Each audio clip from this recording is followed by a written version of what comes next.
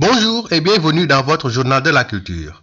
Notre doyen et confrère Baba Diop honoré à la 32e édition des Journées cinématographiques de Carthage en Tunisie, le journaliste critique de cinéma, enseignant sénégalais est parmi les personnalités qui ont reçu un trophée pour service rendu au 7e art. Baba Diop est ancien président de l'Association sénégalaise des critiques de cinéma et de la Fédération africaine de la critique cinématographique, la FAC. Rappelons que les Journées cinématographiques de Carthage ont été lancées en 1966, une première session à l'issue de laquelle le Tanit d'or, récompense suprême du festival, a été remporté par le Sénégalais Sembène Ousmane pour son film La Noire 2. Alors, toutes nos félicitations à notre cher doyen. Et puis la ville de Saint-Louis au rythme des sons des instruments à cordes, c'était à l'occasion de la première édition du festival Autour des cordes, organisé par l'artiste, auteur, compositeur et musicien sénégalais Ablaye Sissoko. Il a voulu à travers ce festival parler de la tradition et du patrimoine culturel sénégalais. Le but est d'amener les instruments de musique traditionnelle dans les sites historiques. Un festival qui a réuni plusieurs Sénégalais d'ici et d'ailleurs et aussi d'étrangers. Correspondance Yves Tendeng. C'est la scène Habib Faye qui a abrité la cérémonie d'ouverture du festival Autour des cordes tenu ce week-end ici à Saint-Louis.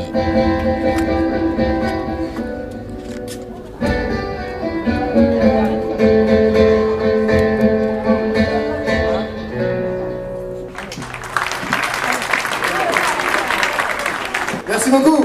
Un festival qui a duré 3 jours à l'initiative de l'artiste, auteur, compositeur et musicien sénégalais, en l'occurrence Ablaye Sissoko. En fait, ce festival parle autour des cordes, c'est-à-dire autour des instruments, mais ça parle aussi ces cordes qui nous lient, nous les humains. Ça parle aussi ces cordes qui lient les continents aussi, parce que quoi qu'on puisse dire, on est tous liés.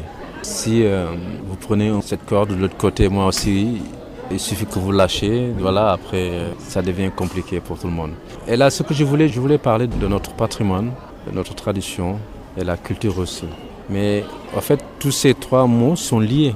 Ça parle de la même chose. On ne peut pas dissocier l'histoire, la culture au patrimoine. Et pour nous, c'était vraiment important. Et donc l'objectif est d'amener nos instruments traditionnels dans les sites historiques. Ce qui, d'après lui, permet de créer un lien entre les populations et ce site plein d'histoire et de culture. Ça permet que les gens aussi savent quelle est l'histoire de ce site et en jouant de la musique aussi, ils vont découvrir d'autres types d'instruments aussi, d'autres types d'histoires et donc tout ceci est lié. Une première édition qui promet déjà une suite mélodieuse, à en croire le joueur de kora qui ne compte pas s'arrêter en si bon chemin. Oui, il y a une première, voilà.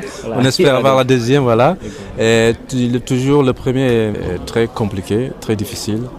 Il y a toujours des imprévus, comme il y a un ami qui dit le diable est dans les détails. Et là, je le découvre vraiment, voilà. Et donc, je pense que si on se réveillait et faire un festival sans souci, sans courir par gauche à droite, pour moi, ça n'aurait pas de sens. Donc, c'est toujours un challenge de tous les jours, de tous les moments. Voilà, mais quoi qu'il arrive, on reste toujours motivé. Plusieurs artistes de renommée nationale et internationale, tels que Hervé Samb, Didem Bassar, Adar Helavi, Maria Siga, Christian Obam, Charbel Rouhana, Charbel Rouhana, Kia Tabassian, Kam Diallo et Constantinople étaient tous de la partie. Saint-Louis, Yves Tendeng, Sud FM. Justement, parmi ces Sénégalais qui ont fait le déplacement figure l'artiste Hervé Samb, auteur-compositeur et guitariste de jazz. Il indique que le Sénégal a besoin de plus d'événements comme ce festival autour des cordes pour soutenir la production artistique. Nous l'écoutons au micro d'Yves Tendeng. Bon, d'abord, Saint-Louis est une ville qui me touche beaucoup, dans laquelle je suis très très proche parce que j'ai envie de vous dire, mon histoire, ma carrière a démarré à Saint-Louis il y a plus presque une trentaine d'années maintenant, 28 ans, en 94. Et je suis presque considéré comme un enfant de Saint-Louis. Donc c'est toujours un plaisir, une opportunité pour moi de venir toujours remercier le public Saint-Louisien quand j'ai l'occasion. Et surtout, ce festival a pour moi une valeur particulière car c'est organisé par un ami que j'apprécie beaucoup, que je respecte énormément, qui est un collègue aussi dont nous partageons souvent les idées et les projets, qui s'appelle Ablaye Sissoko. Et je pense que étant musicien et en prenant le risque d'organiser un festival, pour moi c'est un exemple. Je pense que le Sénégal a besoin de plus d'événements comme ça.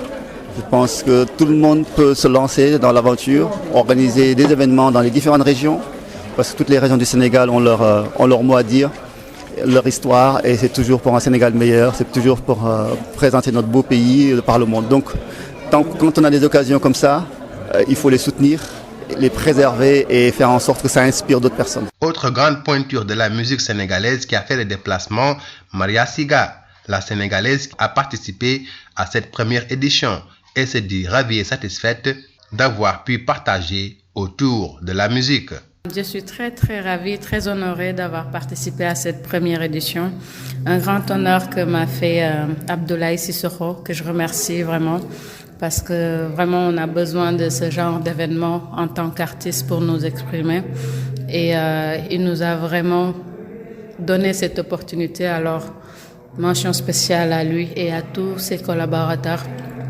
Et moi, franchement, mes impressions, c'est que du bonheur, parce que revenir au pays, être accueilli aussi chaleureusement que ça fait vraiment du baume au cœur. Donc, je suis vraiment aux anges là. Je suis contente. Un projet super riche parce que ça met en collaboration avec d'autres artistes. Et c'est ce qui prouve que la musique n'a pas de frontières, en fait.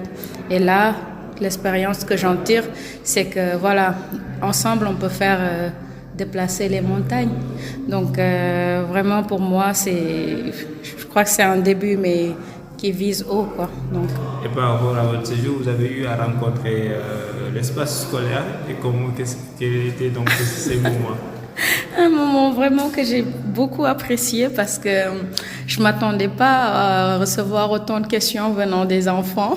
Ils m'ont bombardé de questions sur la Casamance, sur les bois sacrés, tu vois, tous ces genres de questions auxquelles je ne m'attendais pas vraiment. Et j'ai pris vraiment un réel plaisir de pouvoir leur décrire ma Casamance natale et voilà, nos cultures, nos traditions. Et vraiment, j'ai été vraiment fière de partager ça avec eux. C'est la fin de votre journal de la culture. Merci de l'avoir suivi.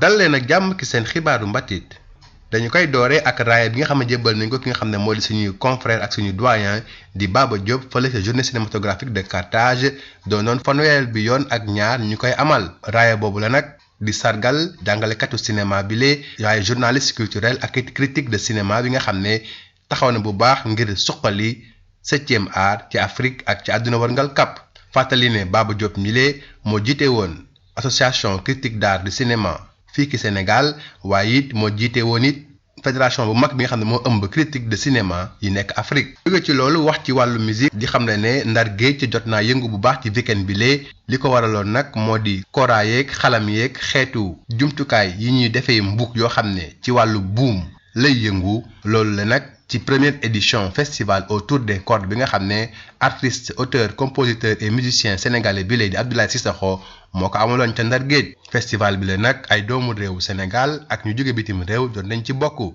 nañ ci déglu Yves Tendeng. ci kaw seen Habib Faye lañu daal di door festival autour des cordes bi ñu amal ci jeextalu ay bés bile fii ci Ndar.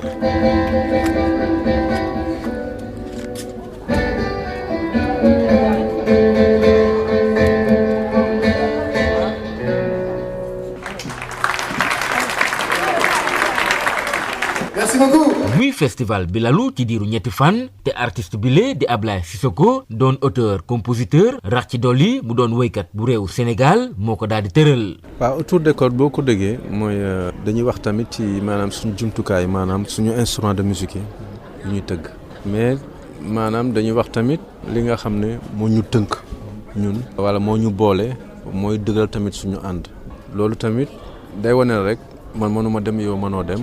ñun tamit yeneen dëkk yi tamit kenn mënul dem. moom mu jàpp ne daal lu ni mel dina tax ba ñu mën a lëkkale askan wi ak it seeni gox di Ndar mi nga xamee ni am na aada ak cosaan. ñu bëgg tamit maanaam li nga xam ne mu ngi xew ci bitim réew wala ci yeneen dëkk yi maanaam ci cosaan ak aada ñun dañ bëgg tamit andi leen fii ñi nga xam ne am nañu chance dem gis leen baax na ñi nga xam ne amuñu chance dem gis leen ñi fi ne tamit mën ko gis waaye ñu tànn ay bërëb yoo xam ne fa lañ ko bëgg a wone mais ci loolu dañuy xool ni nga xam ne maanaam ñun suñu histoire ci bërëb yi mu ne maanaam bërëb boo nekk boo gis rek am na histoire comme fi ñu nekk ni tey ku la ne fii tey nekkoon na armeel nekkoon na hôpital nekkoon na lii nekkoon na laa nekkoon na yu bari kuñ ko wax tey doo ko gëm. muy njëkkeelu édition bi nga xamee ni dina ubbi ay buntam ci yeneen édition bu ñu sukkandikoo ci artiste bi léegi nga xamee ni moom xamle na ne fas yéenew fi yem. parce que mbébét bi loolu la maanaam li ñu ci namm tamit loolu la pour loolu tam ñu ngi ci woo autorité yëpp di ci woo képp ku ci mën jàpp ngir lii mu gën a sax mu gën a yaatu. mais tey rek gis naa affaire nu mel ni mën na affaire yaa may bëgg a xaw ma ëpp doole tuuti waaye ma gën a dëggal tamit xam ne tamit du man ñun la rek ñun ñëpp la ñëpp a ci jàpp waaw. bëri yoon na ay artistes yu nga xamee ni teew nañu ci bile festival lu ci mel ni kii di Hervé Samb di Dem Bassar Adar Helavi Maria Siga Christian Obam Charbel Rouana Kia Tabachian Kan Diallo ak it groupe bile di Constantinople ki doon jokkoo ak yéen fii ci Saint-Louis Yves Tendeng Sud FM. bokk na ci ñu teewoon ci festival boobule guitariste de jazz bile di Hervé Samb muy xamle ne xeetu festival yu ni mel ñoom artistes musiciens yi dañ ko soxla ngir fësal seeni art. man moom vraiment Saint-Louis mu ne wax daal man doomu nar laa quoi.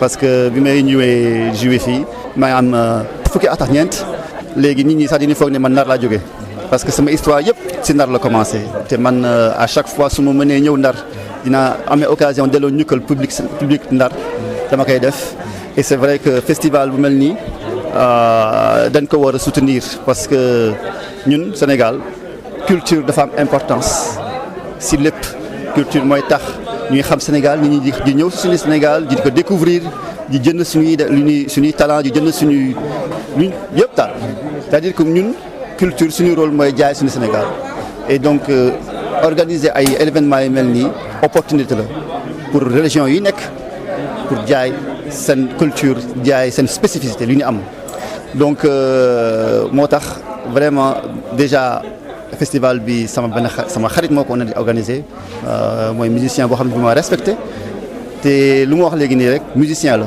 du organisateur du festival mais moom moo jóg rek am idée am organisé ko donc loolu moo tax ma ne ñun ñëpp ci Sénégal ku mën a dégg soo amee idée mën a organiser ay événement di invité ñun di leen ci jàpp ñun ñi nekk bitim réew di leen ci jàpp et puis vraiment jaay suñu Sénégal jaay suñu culture bu rafet bi ci àdduna bi yëpp loolu moo gën ñun ñëpp mooy jëmal Sénégal kanam. bokkoon na it ci nga xam ne invité woon nañ leen ci festival bu njëkk bile autour des cordes doon am fële ca Ndar Géej artiste bile di Maria Siga di doomu réewu Sénégal te dund Sénégal ak France. ñu ngi koy rafetlu di xam ne lu ni mel baax na loolu ngir ñu weccooy xalaat ak ay gis-gis jëm ci wàllu musique.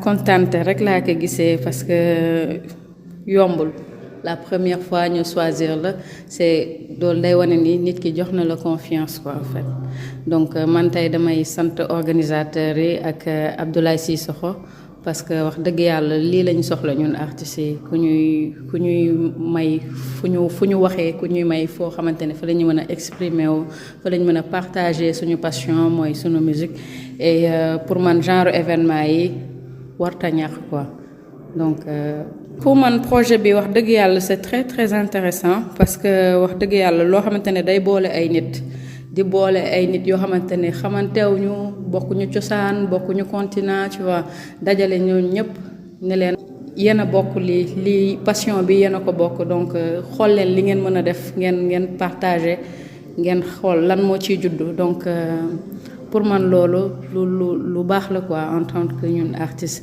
vraiment lu baax la quoi. gis na ni sa ñëw fii tamit yamul ci jouer kese ci sur scène mais dem nga ci école bi rencontré xale yu ndaw yi ba jege nga am ci loolu. loolu moom dama cee kontaan vraiment ndax bi may dem xaaruma woon que xale yi posé ma question yu bari yooyu yëpp dëgg yàlla bombardé nañ ma ay question nga xam ni carrément ils sont vraiment curieux bëgg nañu xam Casamance bëgg nañu xam culture bi bëgg nañu xam lan mooy Casamance donc ma sawar ci loolu parce que man moom boo may wax Casamance moom dama ciy sawar vraiment donc xale yi moom mention spéciale xaaruma ko woon mais c'était vraiment bien. fii la ñu ndar keppee seen xibaaru mbatit jërë ngeen jëf ci déglu bi.